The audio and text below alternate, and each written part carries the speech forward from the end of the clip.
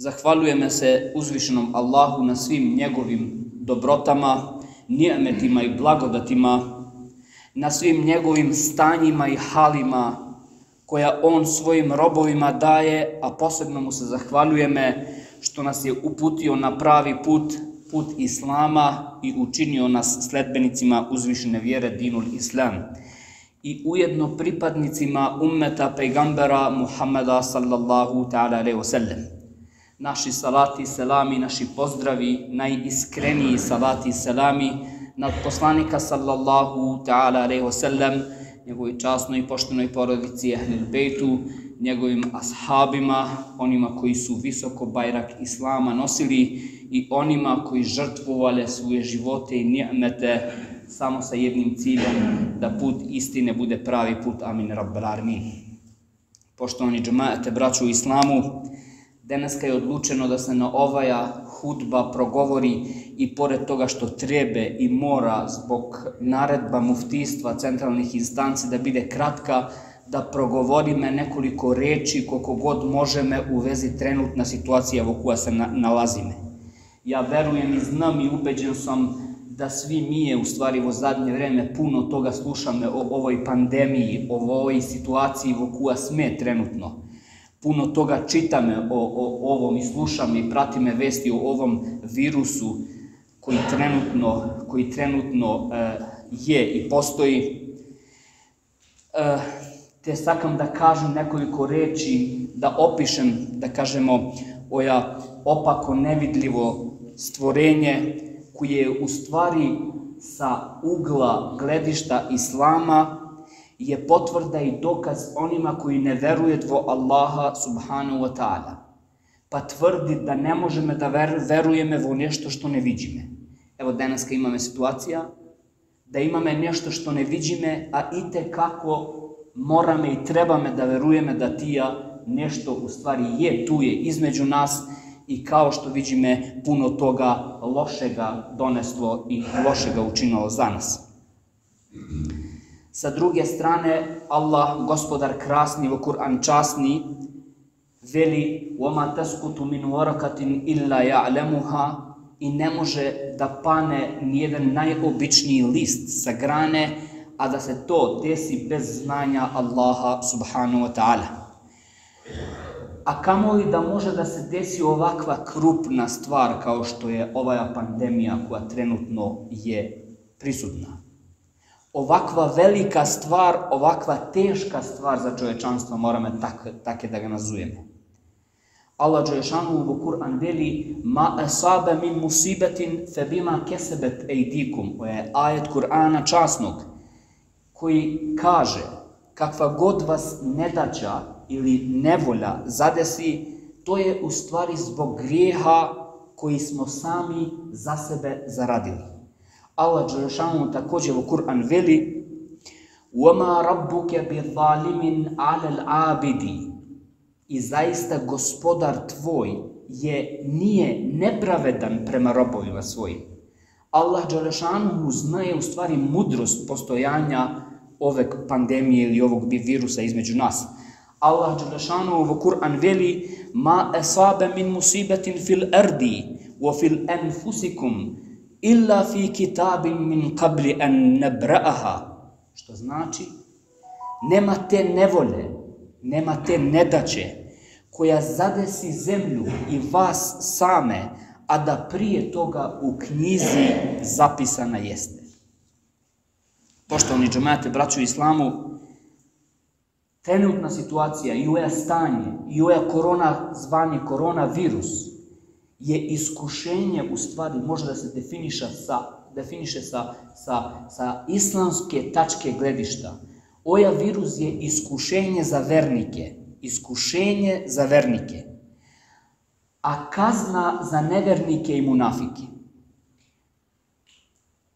Iskušenju prethodi da vernik koji će biti ili koji je iskušan sa ovaja kušnja, sa ova teška situacija ili stanje, sa ovaj virus, vernik treba da se strpi. I inša Allahu ta'ala, so pomoć Allahova i Allahovom inša Allahu odredbom, oni koji se zateknale, koji imale virus ili koji će imaju virus, so vola, inša Allahu, prvo so sabur, pa onda so vola, inša Allahu subhanahu wa ta'ala, od oja stanje i sa ovoga mjesta i od ova Allahova kuća, više puta moli me da svima onima Allah dželešanu olakša i da nakon ovog stanja, a taki u stvari vernik treba da se ponaša, da nakon nevolje ili nedaće, nakon bolesti pogotovo, vernik ili za čist se strpi na bolest, se zahvali Allahu dželešanu i onda ili za čist. Tija džematliji ili tija vernici muslimani koji ne mogle da se izbori s ovaja opaka bolest, Allahovom voljom, ponovo kažem i odredbom, izgubile dunjaluk. Da, tačno je. Ali vo isti moment steknale Allahova naklonost. Oni koji Allah dželešanu, oni koji preselit kao rezultat zaraznih bolesti, Allah dželešanu je svrstava u kategorija šehida. Baš zbog toga što izgubile dunjaluk i baš zbog te nemoći da išta povodom te bolesti učine, Allah dželešanu je svrstava u kategoriji šehida. A šehidi, kao što ste upoznate, poštovani džematlije, braću islamu, a šehidi ne polaže račun ispred Allaha subhanahu wa ta'ala na dan kada se računi budu polagali. Osim za dug koji ostaje iza sebe. Što je na nas da učinime? Što je naša obaveza muslimana jednog vernika? Što je na nas da učine? Na nas jeste, i prva stvar koja treba da ni pane na pamet, jeste da upućujeme dova Allahu subhanahu wa ta'ala. Dova je u stvari definisana u islam, to jest ona je u suštini održivost i prolaznost mnogih stvari. Dova će ne održi na din i vo vera. Dova je u stvari i prolaznost nekih stvari. Su podignate ruke i su upućena dova Allah dželešanuhu kun fe kun. Je u stanju da menja hal. Dve reči iz tvojih usta, od tvoje srce, može da promenit sudbinu. Allah dželešanuhu može sa tvoja dova, jer Allah dželešanuhu na aršu časnom, Allah čeka dove naše. A pogotovo ako je dova upućena onome kome je nepravda učinjena. Druga stvar koja mu'min vjernik treba da učini jeste da se pazi. Da prvenstveno pazi sebe u smislu održavanja lične higijene i poštovanja određenih mera struke.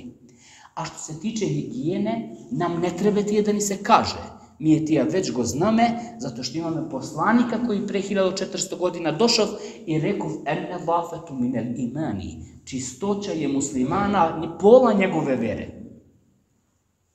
Treća stvar jeste da čuvame pored sebe, da čuvame i druge. Da pružime ruka pomoći onima kojima je naša pomoć potrebna, jer je tija u stvari vrlina pravog muslimana.